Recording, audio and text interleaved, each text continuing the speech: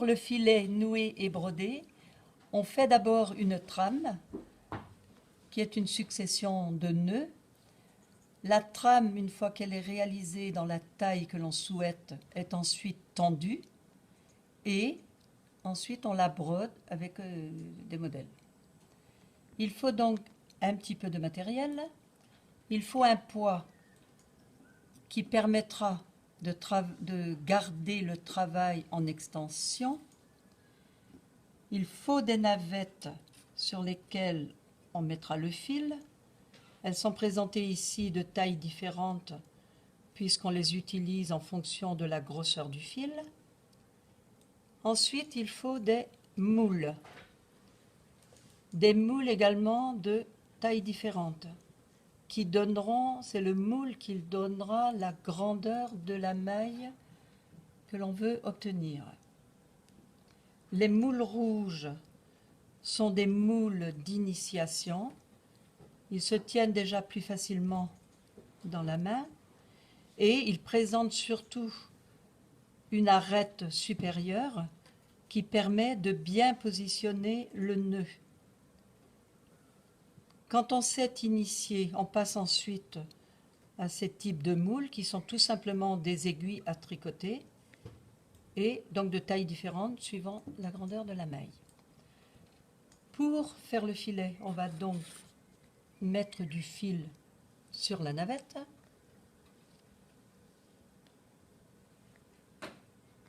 La navette présente donc deux encoches qui permettent donc d'embobiner le fil.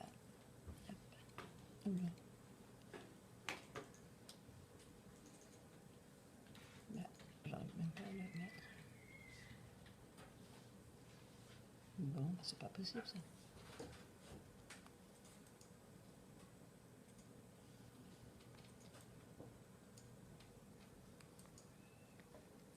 Bon, ce n'est pas compliqué, hein. On rentre le fil dans les encoches et ainsi de suite. Et on embobine autant de fils que l'on veut.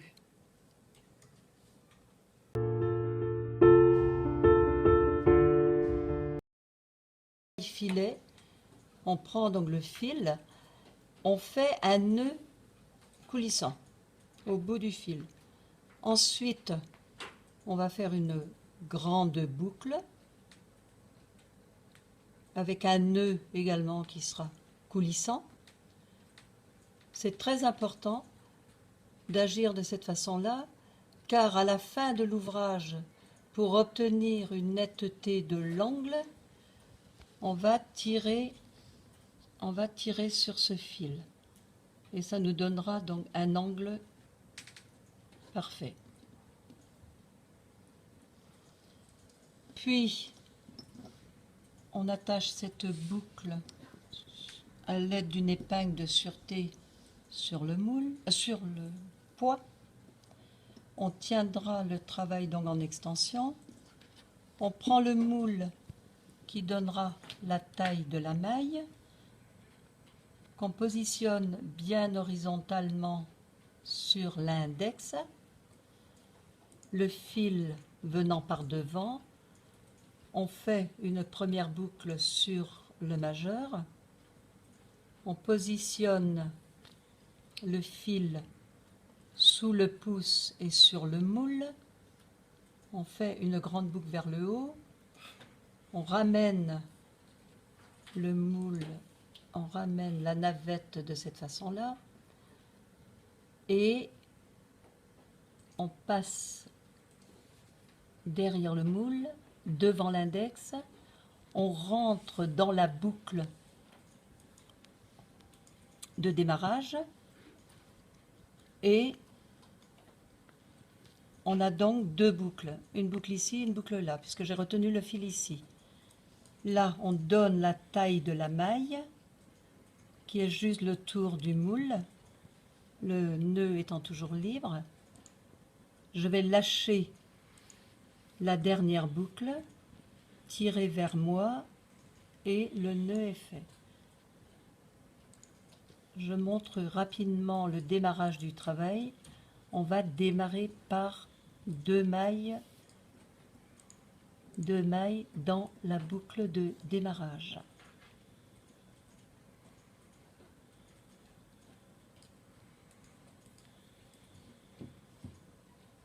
On enlève le moule et le premier rang est donc réalisé avec les 2 mailles.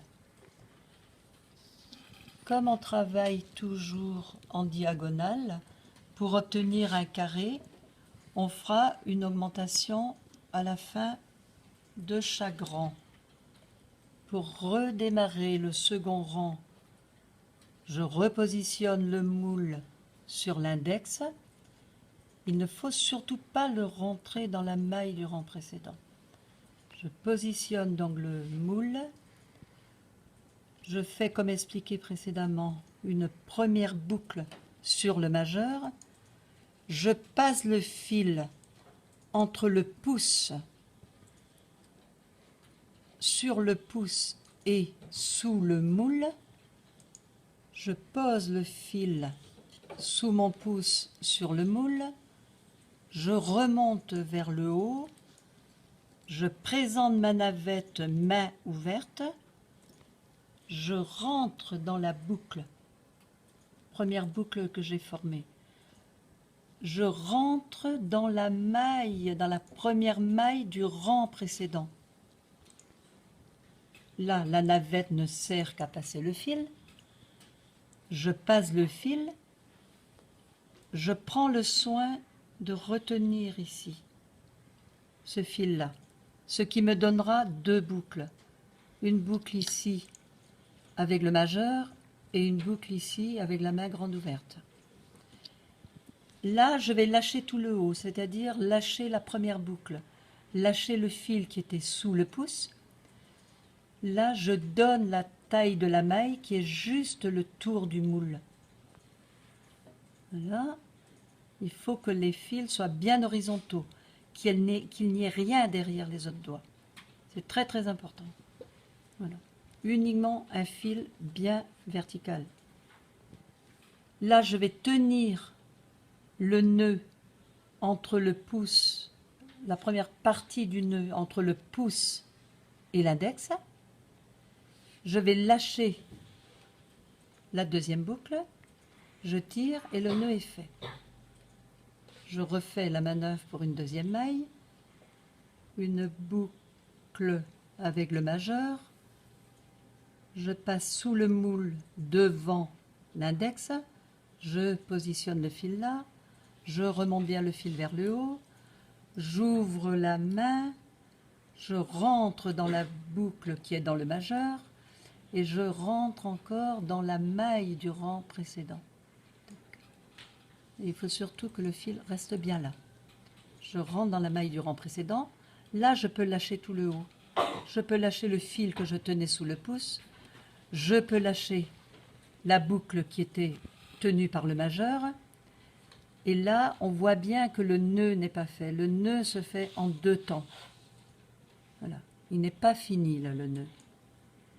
Donc, je redonne bien la taille de la maille, qui est juste le tour du moule.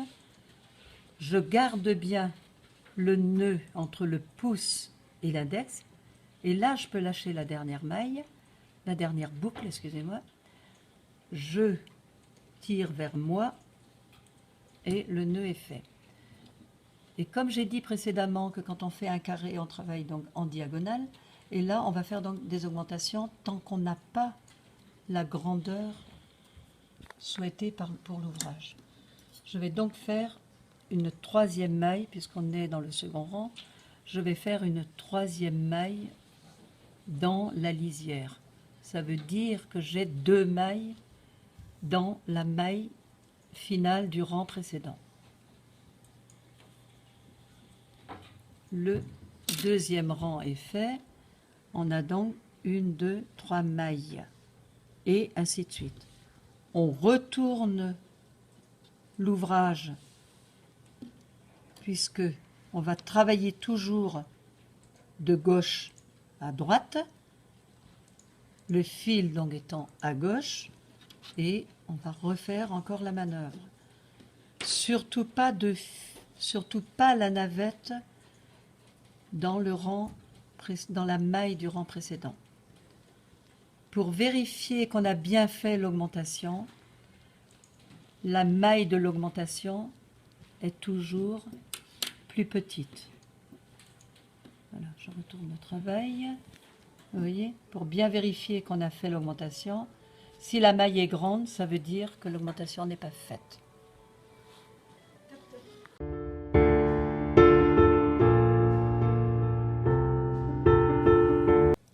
Voilà, on est donc rendu au bout du 4e rang, parce qu'on a les 2 mailles de départ et ensuite on a 1, 2, 3. Donc on est au 4e rang. Je retourne donc le travail, puisqu'on travaille toujours de gauche à droite. La maille de l'augmentation étant toujours plus petite, ça permet de vérifier qu'on l'a bien faite. Je mets donc le moule bien horizontalement sur l'index.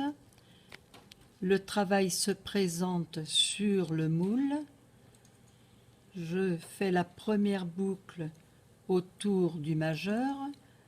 Je positionne bien le fil sous le pouce.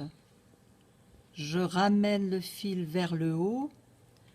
Je présente la main grande ouverte. Je rentre avec la navette dans la première boucle. Je passe sous le moule, devant l'index. Je rentre dans la première maille du rang précédent.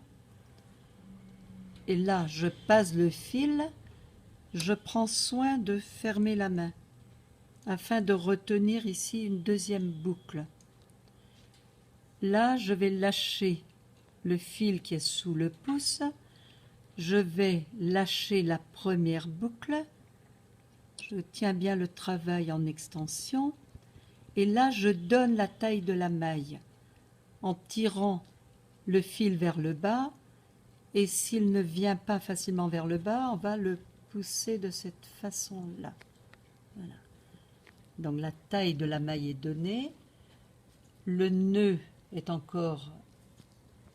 Il n'est pas terminé. Il est libre là. Donc la taille de la maille.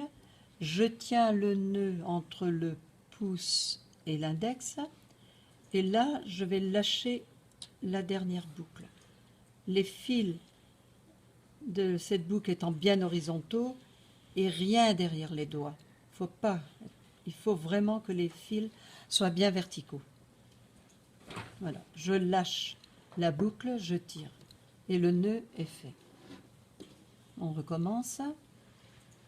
Toujours le moule bien horizontal sur l'index. Je forme la première boucle sur le majeur. Je passe entre le moule et l'index. Je positionne le fil sur le moule. Je remonte bien mon fil vers le haut pour obtenir une deuxième boucle. Non. Je présente ma navette de cette façon-là, la main bien ouverte. Je rentre dans la première boucle du majeur. Je passe la navette entre le moule et l'index. Je rentre la navette dans la maille du rang précédent. Je passe le fil. En passant le fil, j'ai retenu ici le fil ici avec la main ou le petit doigt, on peut dire aussi. Et là, je vais lâcher tout le haut, le fil qui était sous le pouce, le fil, la boucle du majeur. Je donne la taille de la maille. Je garde bien la dernière boucle de cette façon-là et qu'avec le petit doigt ici. Voilà. Et là, je vais tenir le nœud qui donne la taille de la maille. Donc, je le tiens bien entre le pouce et l'index. Si on ne le tient pas, la maille sera beaucoup plus grande. Le nœud sera flottant. Voilà. Donc, je le tiens bien. Là, je lâche la dernière boucle. Je tire et la maille est faite. Et donc, dans le filet, les nœuds ne se défont pas. Donc, je repars pour une troisième maille.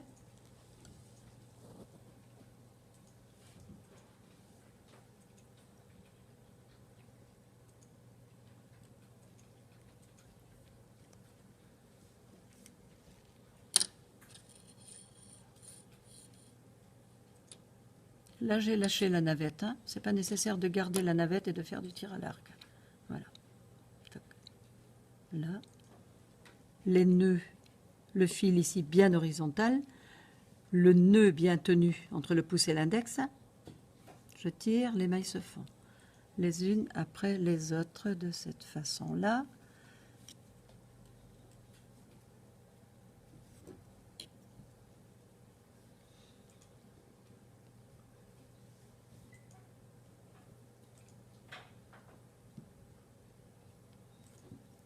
Et dans la dernière maille du rang précédent, je vais donc faire une augmentation et on refera tout le temps cette augmentation tant qu'on n'aura pas obtenu la largeur de l'ouvrage que l'on veut avoir.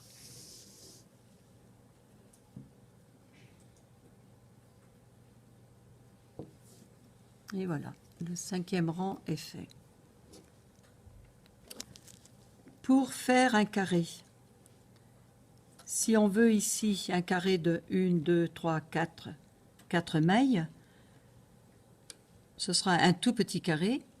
On ne fera pas d'augmentation dans la dernière maille.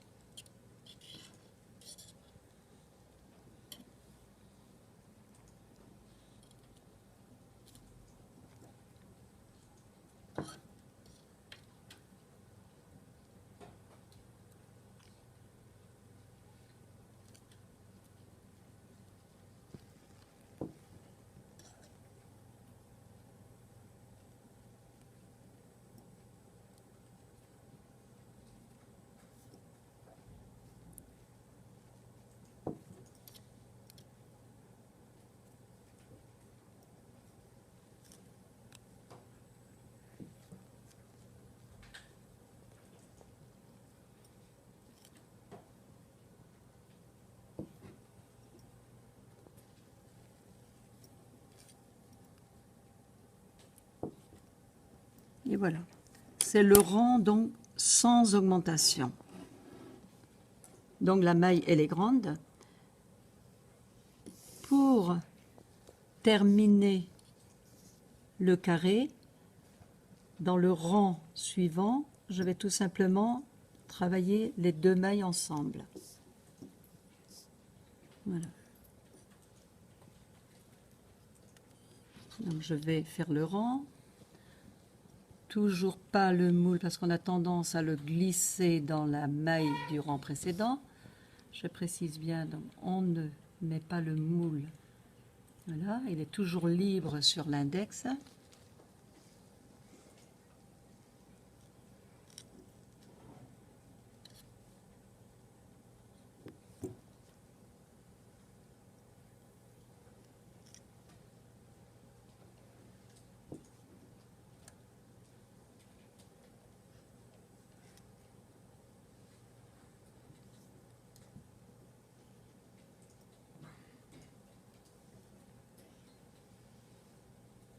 Effectivement, là, j'ai pas retenu avec le petit doigt. Après, quand on est libre dans son travail, l'essentiel étant de retenir. L'essentiel est de retenir toujours la dernière boucle, de bien tenir le nœud, de lâcher cette grande boucle. Et voilà. Et là, pour finir donc le carré, le gestuel est toujours le même, mais je vais travailler les 2 mailles du rang précédent ensemble. Ce sera donc une diminution. Voilà. Ce qui veut dire qu'on démarre l'angle ici. Voilà. On a 1, 2, 3, 4, 5 mailles. 5 mailles. Et ici, on a l'angle donc du carré. Ainsi de suite. On refait donc les rangs les uns après les autres en diminuant toujours à la fin du rang.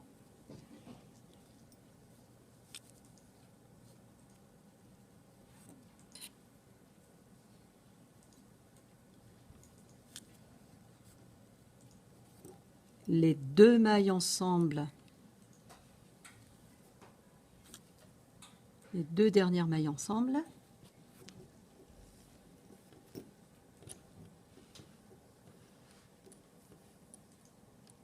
Voilà, on a bien l'ébauche du carré. Je retourne toujours le travail. On travaille toujours de gauche à droite.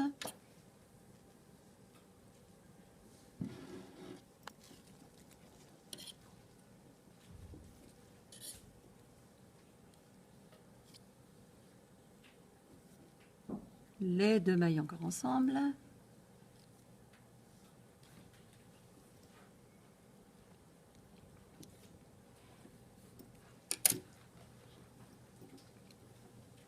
On voit bien donc les côtés du carré qui se forment.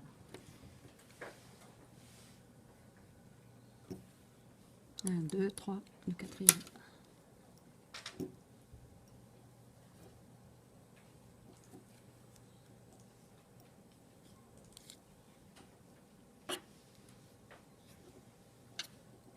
Les 2 mailles ensemble. Et il ne nous restera plus que 2 mailles. Et là, je vais apporter une précision qui pour moi est très importante pour une bonne finition du carré. Je prends donc les 2 mailles encore ensemble et là, au lieu de faire le nœud comme précédemment sur le haut de l'arête du moule ici, on va tout simplement faire le nœud en dessous de cette... voilà, je vais agrandir la maille pour qu'on voit mieux. Hop.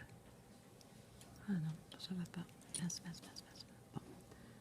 Voilà. Donc on fixe le nœud sous le moule. Là, je tire et le carré est terminé. Si j'avais fait le nœud au-dessus, cette boucle-là aurait été très grande ici. Voilà. Bon, après, c'est vrai que dans un ouvrage, ces détails-là sont pris dans les lisières, mais tant qu'à faire, je crois qu'il vaut mieux bien finir l'ouvrage. L'ouvrage terminé, donc on le retire du poids et pour que l'angle du carré, pour que l'angle de démarrage ici soit net, on va donc tirer sur cette boucle qui était faite avec un nœud coulissant. Donc je tire sur la boucle, voilà, ce qui nous donne donc un angle qui n'est pas trop mal. Voilà. Et voilà notre carré. Quand on fait un rectangle, le principe est le même pour le démarrage et pour la finition, mais pour un rectangle, on va donc obtenir la largeur du rectangle avec autant de mailles que l'on veut par rapport à l'ouvrage que l'on veut réaliser. Et ensuite, pour que le travail parte en long, pour obtenir la longueur du rectangle, on fera une augmentation d'un côté et on fera une diminution de l'autre, mais toujours en fin de rang. Et pour ne pas se tromper, on suggère tout simplement de mettre un fil de couleur du côté des augmentations, si on choisit ce code-là, pour ne pas faire d'erreur. Donc un rectangle, on le fera, on démarrera comme un carré. Quand on aura la largeur du rectangle, on fera aussi un rang sans augmentation et une augmentation d'un côté et une diminution de l'autre. Et le rectangle se terminera exactement comme le carré. On refera la pointe, mais on aura une bande.